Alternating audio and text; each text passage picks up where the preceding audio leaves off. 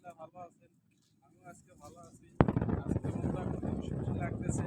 তাই জন্য আমাদের পাশের এলাকায় আসছি। এটাকে বলে শর্মা হল আসছি আউকের রস খাইতে। তা আমরা আমাদের আউ খাইতে পছন্দ হয় না, তাই জন্য আমরা নিজেরাই আসছি আখ কাটতে। এই যে দেখেন আমার বড়, সবাই দেখেন আমরা আখ বাগানের ভিতরে আছি। এই যে আমার বড় ভাই সে আখ কাটতেছে।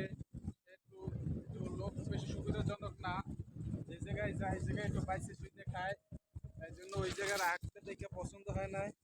এই জন্য আসছে বাগানে আইসেই কাটা শুরু করে দিয়েছে। এই যে ওই বাগানের ওই মাথায় যে পিছনে